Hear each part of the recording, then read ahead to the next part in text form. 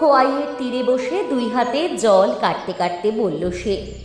আমি তাকে সোনাঝুরির সঙ্গে মিলিয়ে নুড়ি বলে ডাকতাম।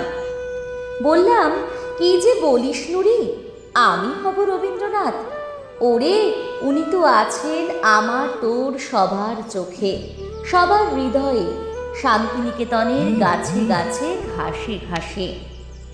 সে বলল, না, ওতে হবে না, আমি তোকে পড়তে চাই, বুকে ধরতে চাই, আমি তোর মধ্যে গন্ধ নিতে চাই, সঞ্চয়িতা, গীতবিতান, বল না, তুই হবি আমার রবি ঠাকুর?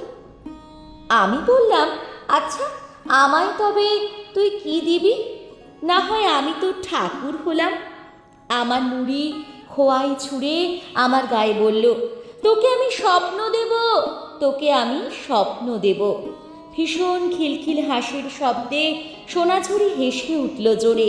তারপর একে একে হেসে উঠল সব। দেখি হেসে উঠল আমার বিছানার মশারিটাও। আমি এক ছুট্টে ছাদে এসে দাঁড়ালাম, হাঁটু গেড়ে বসে চিৎকার করে বললাম, নুড়ি, আমি তো রবীন্দ্রনাথ হব, তুই ফিরে আয়। মাঝরাত্রির অন্ধকারে আমি স্পষ্ট দেখলাম ধোয়া ধোয়া রবি ঠাকুর তার চেয়ারখানিতে গা এলিয়ে, আর পায়ের কাছে বসে আমার নুড়ি গাইছে, একই লাবণ্যে পূর্ণ প্রাণ প্রাণ এসো হে। গোটা আকাশ হয়ে উঠেছে শান্তিনিকেতন। সোনাঝুরি হাসছে, নুড়ি রবীন্দ্রনাথ পেয়ে গেছে।